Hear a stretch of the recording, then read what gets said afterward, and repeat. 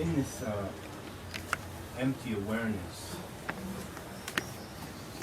I find my breath is in this intimate partner or me for eternity. And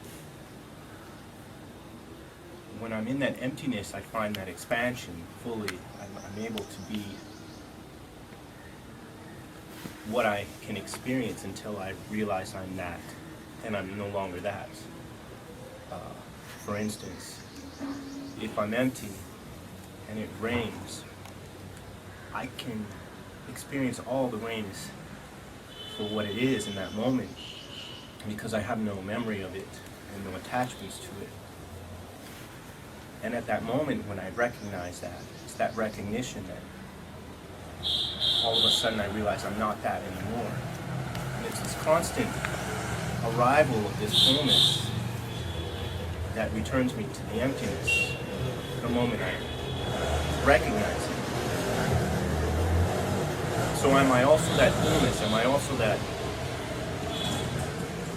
emptiness, experiencing fullness in that? Or is it just the rise of something while I'm in that emptiness? Am I only the emptiness experiencing the fullness, or am I also the fullness with the emptiness the same? Does that make any sense? Hang on.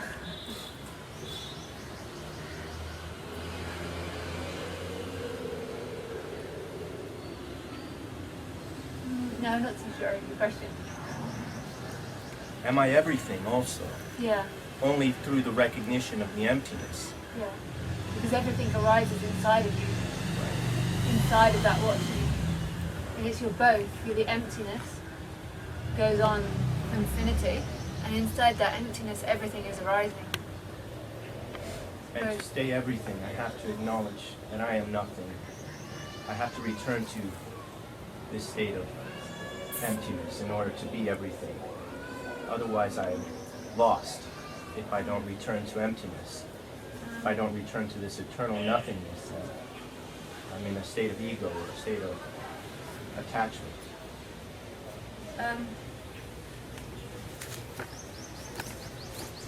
I apologize, it's really hard to bring into words. Yeah.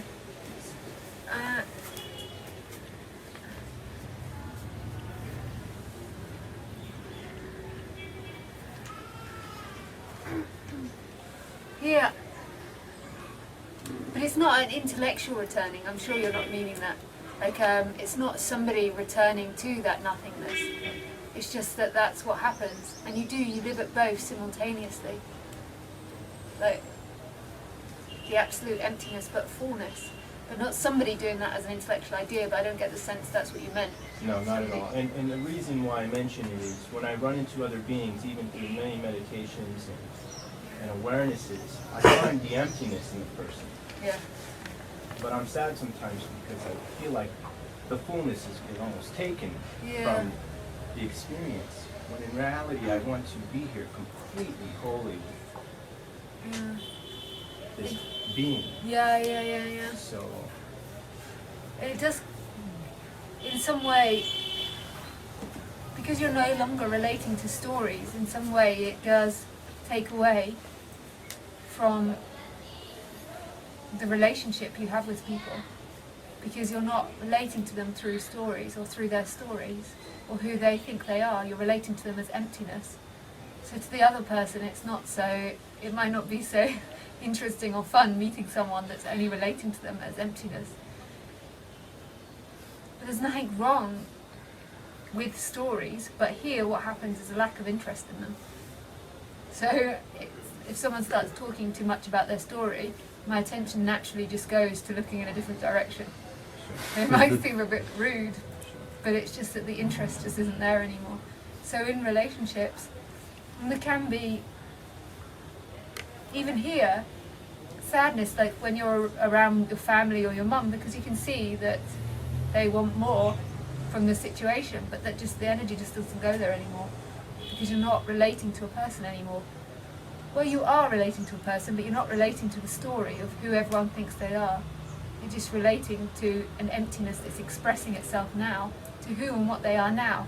And then they tell you about their stories, but you don't really have any belief with them. So,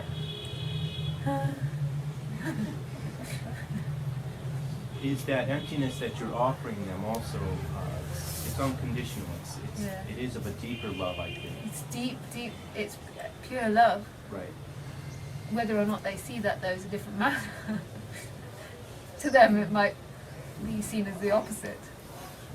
Because they only relate through stories. And they have an idea that compassion is through relating through the stories or making the stories better. You could also say like through interpretation. It's not so much stories sometimes, it's rather, it's so fast, your own interpretations, that you usually get caught in your own, I mean, it's like, it's happening and then there's interpretation and then I think this is it, or, yeah. What do you mean by this is it? I mean, from your side, you perceive, and that's it. From my side, usually, I perceive, I interpret, and then I think this is it. Yeah. This is how it is. Yeah, how it is, but it's not. No. But it's so convincing. Yeah, these stories are so convincing. The way you look at people with stories. So many filters. You're never seeing someone, you're seeing your interpretation of someone and how their story is affecting your story. And the funny thing is you're not the stories. The stories arise in you, but they're not who you are. They're not who the other is. Who you are is the watcher in which everything's contained. So you interpret another from the way that your story is. And the way you interpret the other actually is through what they can give you, how they can benefit you. It's all a trading. It's all how they benefit you, in what way their story will help you or give you or disadvantage you, what you can get from them. And then we call that love.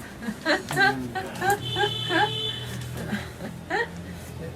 this even happens when you do something, because I remember twice after Satsang I came to you and said I apologize for being a bit harsh. And twice you said, oh, I didn't perceive it like this. So it was like my own judgment about how I reacted. Yeah.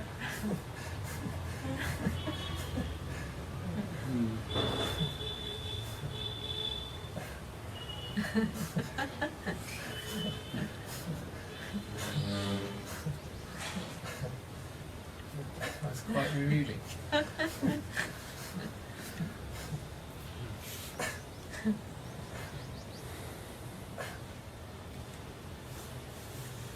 But you're so convinced that's what's actually happening. So I don't know if you heard what Michael said. He said that he perceived he'd been harsh, so he thought I would perceive that. So he's perceived he's been harsh, and then he's thought that I would, so he's come up and apologised. But this is what we're doing continuously with people, putting stories on them. We have no idea what's happening. The empty watching consciousness has no ideas, no thoughts, it's just watching. It's only ever the mind that's interpreting situations. But it's not always egoic. The mind can interpret situations just simply like, this is an apple, this is an orange, this person's shouting, this person's... But the ego is the one that creates the stories about it, that go on in space and time for quite a while and go brr, brr, brr, brr, brr, brr. But the mind still thinks. The mind's a great tool. But the stories in which we look at people, yeah? Thank you. For example, to see the thing what is talking now from you to us. Yeah. Is that also your ego telling our ego what to do? Or is it coming out from, of course, coming out from your emptiness? Yeah. Well, actually, that's what I am everything's talking. coming out from. Everything's coming out from emptiness. It's just the ego, the way the ego is written, is the ego thinks that it's doing it. The dynamic of the ego, or the seeker, is to think, I do this, I'm the one talking, I'm the one saying good things or bad things, I'm the one not being spiritual.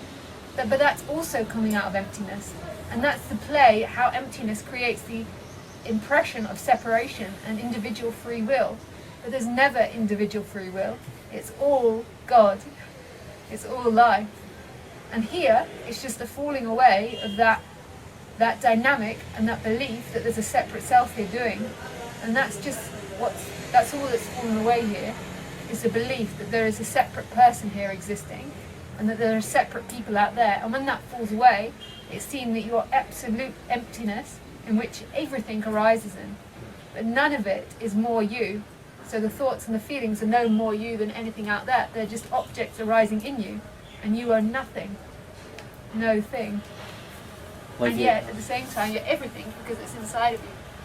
the outside world is perceived as actually being an internal world? Are you kind of making that Not statement? internal is internal inside this body. Internal is inside consciousness. Okay. Inside Well, the that makes watching. sense, yeah. And it's like here now, everything you see, there's just an idea that gives the impression that you're that body mind mechanism watching. When that falls away, everything becomes you because there's that thought that I'm this and she's that. Of course, you see us and we see you, Yeah. and if I understood it right, that you're talking to us, and they are thoughts, beautiful thoughts coming also inside, Yeah. and we think that it is our ego, and it is coming into our emptiness or clearing the way to our emptiness, Yeah. and you're trying to tell us something to clear up how it is, Yeah. how reality is to see.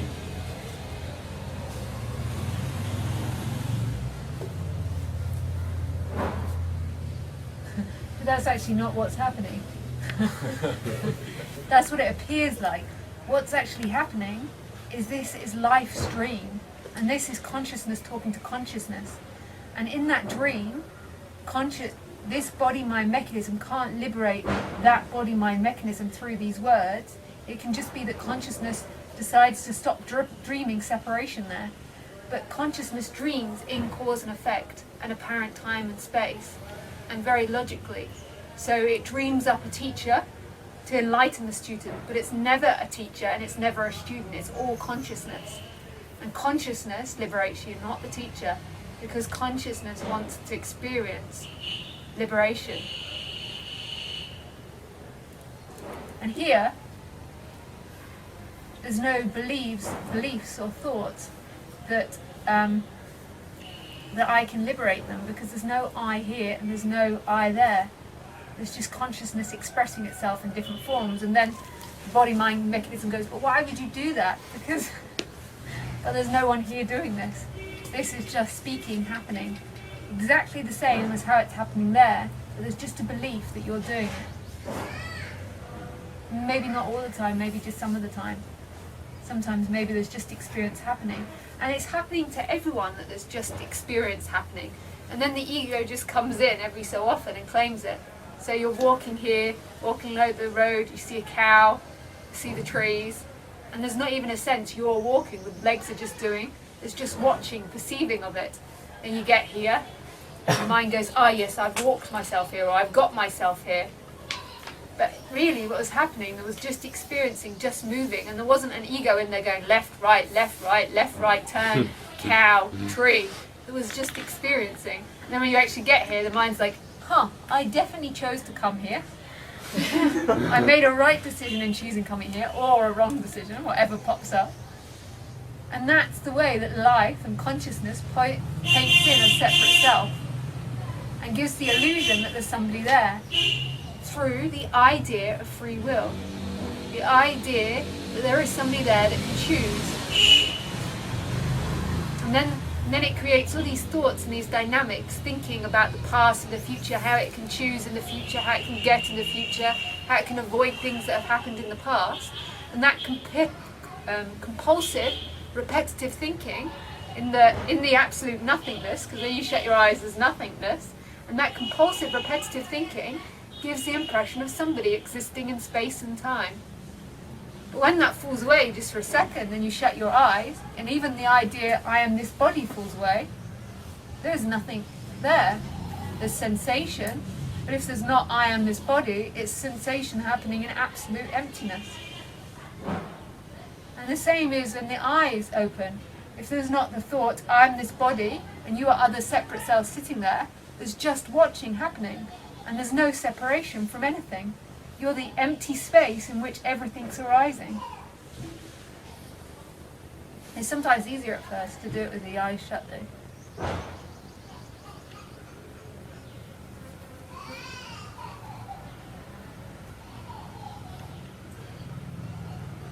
And so the last thought, belief that goes is I am the body. Or the core basis thought is I am this body. And when that's thought, when that energy comes in that I'm the body, then there's a separate self that's got to look after this body, stop this body getting hurt, and get pleasures for this body and avoid pains. But that never is the truth of it. That's just consciousness way of creating separation. So you're never this body. You are always just the empty watching, and the body arose in this. It's like the screen of a film, suddenly believing it is the film. The screen in which the film's projected on, suddenly is like, there's a belief that it is the film. And the film is over and the screen is still there. Yeah. And the funny thing is the film's always changing, the experience is always changing. The screen carries on thinking, I'm definitely the film, when there's one thing that never changes. And that's the watching, that's the awareness, or experiencing, beingness. Whatever word you like. Beingness is a nice word.